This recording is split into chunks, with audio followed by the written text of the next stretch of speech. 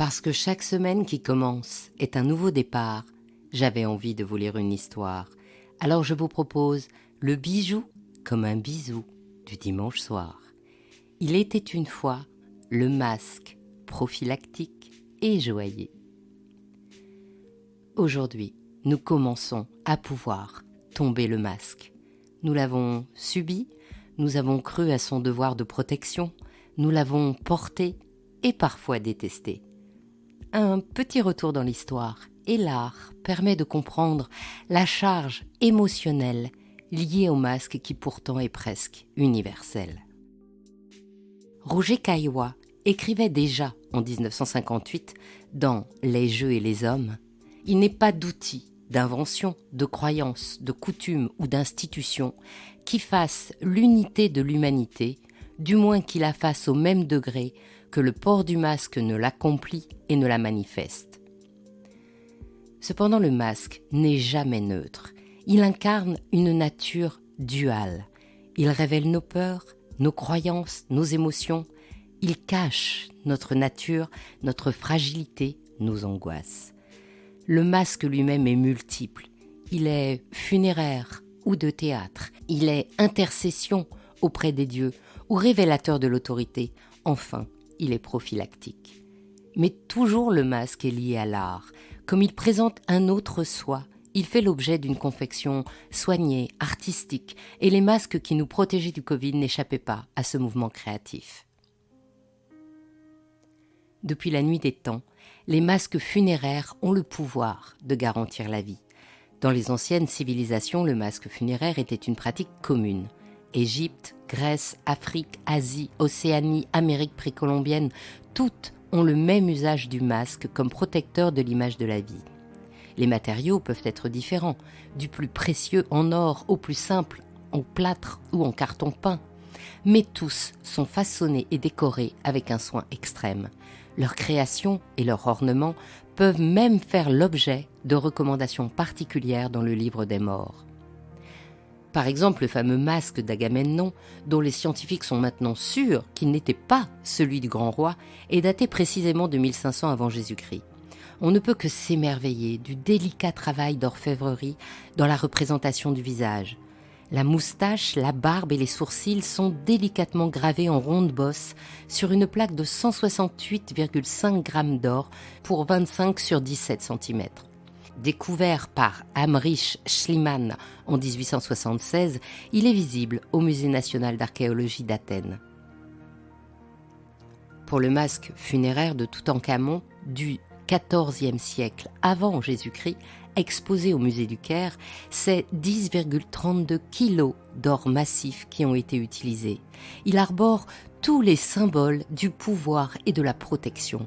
La coiffe Némès, la barbe tressée, le collier Ouzek, les têtes du faucon Horus, le vautour Nébec et le cobra Oujet.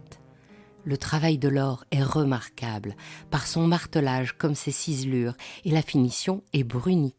Y sont incrustées des pierres fines comme des gemmes dures, turquoise, obsidienne, cornaline, lapis-lazuli, amazonite, quartz, auxquels s'adjoint un merveilleux travail de la pâte de verre.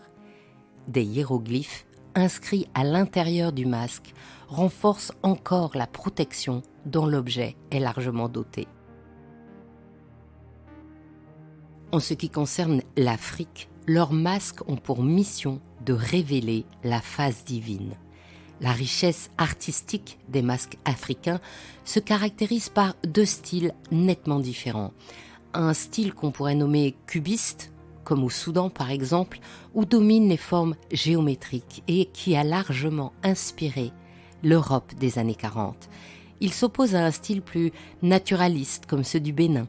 La fonction du masque est de rendre visible l'invisible et de s'allier les forces qui l'entourent.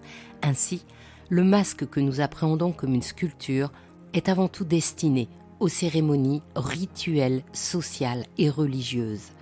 Chaque type de masque a une signification, car avant tout son rôle est de transcender le porteur. Dans les cérémonies d'initiation, le porteur du masque devient un intermédiaire entre les dieux et les hommes. Les responsables politiques se parent d'un masque précis pour donner leur sentence. Les responsables religieux portent un masque pour protéger l'agriculture des désastres de la météo.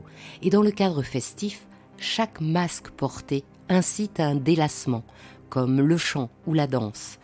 Au-delà de sa richesse artistique, le masque africain a pour mission de faire disparaître l'humain, qui intercède alors pour tous les autres vivants.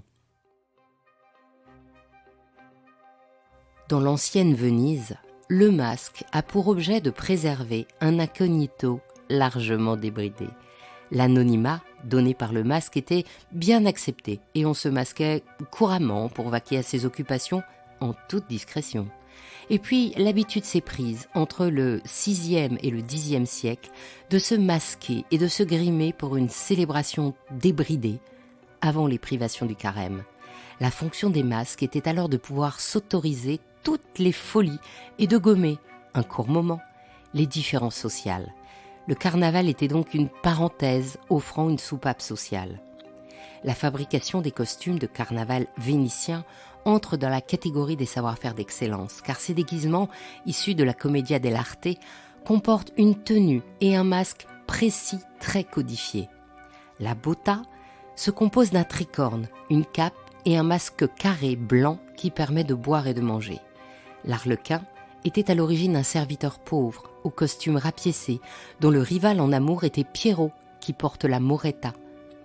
Colombine incarne l'éternelle amoureuse et porte un loup. Le polichinelle, vêtu de blanc, est venu plus tardivement, de Naples, et représente un valet d'origine paysanne, rusé et grossier, avec un masque en bec de corbin.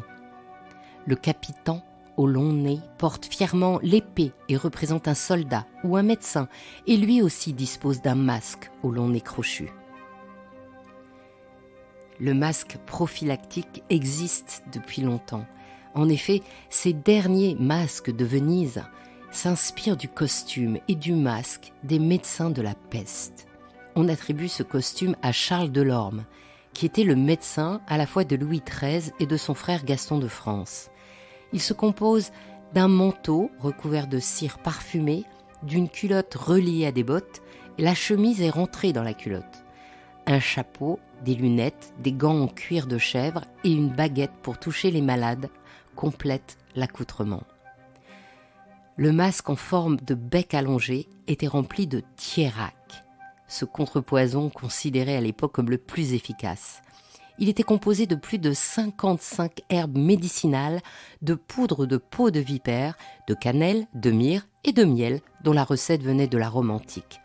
On ne connaissait pas la contagion entre les humains, et on supposait alors que c'était l'air qui était rempli de miasmes. C'est pourquoi la forme allongée du masque permettait aux herbes bienfaisantes de purifier l'air avant que celui-ci n'atteigne les narines et les poumons des soignants. Le masque, en protégeant, désigne à tous la condition du médecin et donc potentiellement celui qui apporte le souffle du danger. Aujourd'hui, on sait que la Covid se transmet par l'expiration des personnes.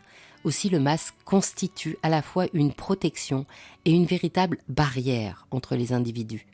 Effaçant les expressions du visage, emprisonnant le souffle, étouffant les paroles, il dresse une barrière sociale en désignant chacun d'entre nous comme un risque pour les autres. Mais c'est aussi un signe de respect car en portant le masque, on protégeait les autres. Ça devenait alors un signe d'humanisme. Alors, on a vu fleurir des masques amusants, décoratifs, artistiques, qu'ils soient créés par une artiste textile ou imprimés d'un tableau de maître. À l'extrême de cette expression artistique, le joaillier new-yorkais Jacob & Co., connu pour ses créations joaillères débridées, a créé le Diamond Face Mask. Un masque de 3040 carats blancs, soit 73 carats au total, reliés entre eux par une maille en or blanc, 18 carats, de 156 grammes. Pur objet d'art joaillier, il n'est absolument pas protecteur et est destiné à masquer le vrai masque de protection pour la somme de 250 000 $.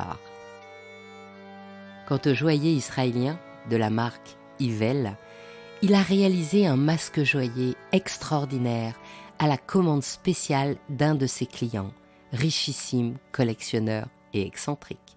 Ce Chinois résidant aux États-Unis lui a donné carte blanche, aucune limite financière et 6 mois pour obtenir le masque protecteur le plus cher du monde. Équipé d'un filtre de haute protection N99, serti de 3608 diamants noirs et blancs pour un total de 210 carats. Ce bijou prophylactique est en or 18 carats de 250 grammes. Le joaillier le juge doublement protecteur puisque sa réalisation a mobilisé une équipe de 25 joailliers, ce qui lui a permis de conserver les emplois de ses salariés. Ce défi artistique et presque mécénique a été estimé à 1,5 million de dollars. Ainsi se termine cette histoire du masque prophylactique et joaillier. Je suis Anne Desmarais de Jotan et je donne une voix aux bijoux chaque dimanche. Et si vous aussi vous avez envie de faire parler vos bijoux et votre maison, je serai ravie de vous accompagner pour réaliser votre podcast de marque ou vous accueillir en partenaire dans mes podcasts natifs. Le podcast « Il était une fois le bijou » est en pleine préparation de son nouveau thème. Et je brûle d'impatience de vous le dévoiler, mais il faudra attendre encore un peu. Notre prochain rendez-vous sur le podcast Brillante sera le 20 mars. Et je vous retrouverai la semaine prochaine sur ce podcast, Le bijou comme un bisou. Pour ne manquer aucun de nos rendez-vous du dimanche autour du bijou, abonnez-vous à chacun de ces 3 podcasts sur votre plateforme d'écoute préférée et encouragez-moi en partageant l'épisode sur vos réseaux sociaux. Si vous êtes sur Apple Podcast, YouTube, mettez de jolis commentaires, des pouces, des étoiles et c'est maintenant aussi possible sur Spotify. C'est ce qui permet de doper le référencement des podcasts. Je vous souhaite une jolie semaine. À la semaine prochaine pour votre prochaine histoire de bijoux.